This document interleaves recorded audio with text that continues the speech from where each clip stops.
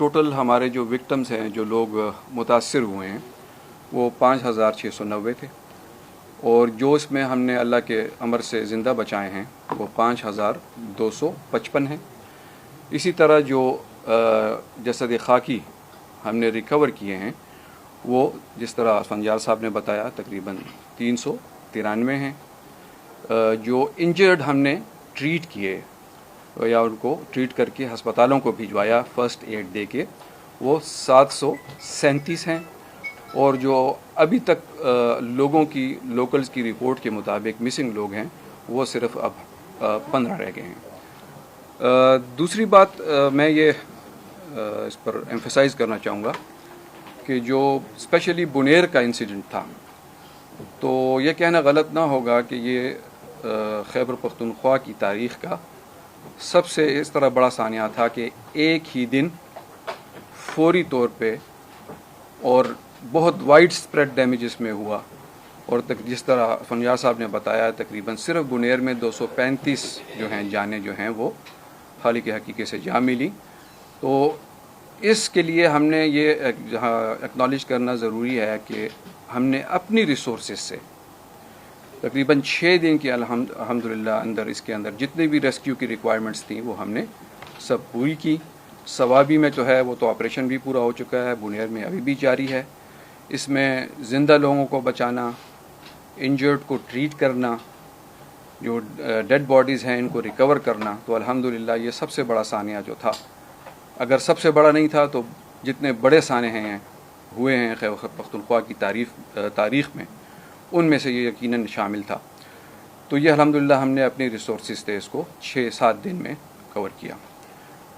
دوسری چیز یہ ہے کہ حالات کی نزاکت کو دیکھتے ہوئے، سانحہ جتنا بڑا تھا اس کو دیکھتے ہوئے، ہم نے ریسکیو 1122 کی جو لیگل مینڈیٹ ہے اس سے ہٹ کے بھی کام کیا۔ جس طرح ہم نے میڈیکل کیمپس لگائے، اور ان میڈیکل کیمپس میں بھی ہم نے ہزاروں لوگوں کو جن کو انجریز تھیں ان کو ٹریٹ کیا۔ اس کے علاوہ ہمیں یہ بھی دیکھا کہ وہاں بنیر میں اسپیشلی، کیونکہ ایک ایک گھر میں بہت بڑے بڑے نقصان ہوئے، ایسے گھر بھی تھے جہاں تمام لوگ جو ہیں وہ شہید ہو گئے، تو وہاں جو ایک سائیکیٹرک ٹرم ہے post traumatic stress dis order, تو اس کے بھی بہت پیشنٹ تھے، تو وہ میں نے بیرسٹر سیف صاحب سے ریکویسٹ کی ہے، تو وہ انشاءاللہ ہیلتھ ڈپارٹمنٹ کی ایک سائیکیٹرسٹ کی ٹیم جو ہے بہت جلد وہاں بھجوا دی جائے گی۔ اس کی آپ کو تفصیل جو ہے بیرسٹر سیف صاحب دے دیں گے۔ ایک جو عوام کی سمجھانے کے لیے ایک چیز ہے کہ جہاں بھی ہم وہاں پہنچے، جیسے ثوابی میں پہنچے یا بنیر میں پہنچے، تو وہاں لوگ یہ ڈیمانڈ کرتے تھے کہ فوری طور پر یہاں ہیوی مشینری کا استعمال شروع کر دیا جائے تاکہ ملبہ ہٹا دیا جائے۔ تو یہ سمجھانا ضروری ہے، اور کچھ لوگ ہمیں یہ اعتراض بھی کرتے تھے کہ آپ ہاتھوں سے اور بیلچوں سے کیوں کھدائی کر رہے ہیں۔ یہ آپ کو سمجھانا ضروری ہے کہ ہمارا پہلی پرائیورٹی ہوتی ہے کہ ہم زندہ لوگوں کو ریکور کر سکیں۔ اگر جاتے ہی آپ نے ہیوی مشینری جس طرح بکٹ ڈوزر ہیں، پاور شولز ہیں یا ایکسکیویٹرز کا استعمال شروع کر دیا، تو پھر زندہ لوگوں کے بچنے کا چانس بہت کم ہو جاتا ہے۔ اس میں ہم نے 2 دن کے بعد بھی چھوٹے چھوٹے بچے لوگ وہ بھی ریکور کیے ہیں۔ تو اس لیے ہم نے ہیوی مشینری کا استعمال جو ہے تھوڑا سا موقوف کیا۔ ہیوی مشینری ہر جگہ موجود تھی، مگر استعمال کو اس لیے موقوف کیا تاکہ زندہ لوگوں کو بچایا جا سکے۔ اس کے علاوہ یہ بھی میں آپ کو ایک چیز بتانا چاہوں گا کہ جو فگرز میں نے آپ کو دیں یہ 13 اضلاع کی ہیں جو صرف فلڈ ریلیٹڈ یا کلاؤڈ برسٹ ریلیٹڈ یا لینڈ سلائڈ ریلیٹڈ وہ ہیں ریسکیوز ہیں۔ اس کے علاوہ بھی ریسکیو 1122 ابھی بھی ان حالات میں بھی کالز کو رسپونڈ کر رہا ہے۔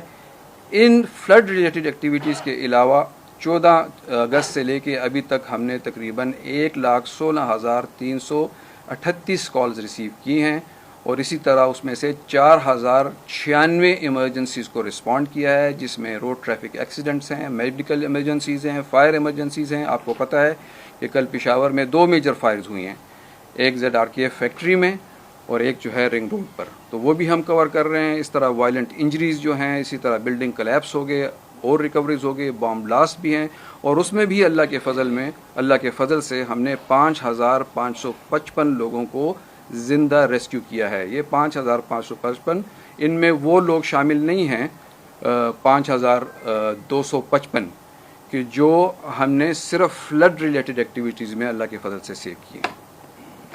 Thank you. یہ ڈاکٹر صاحب نے جو بات کی بس اس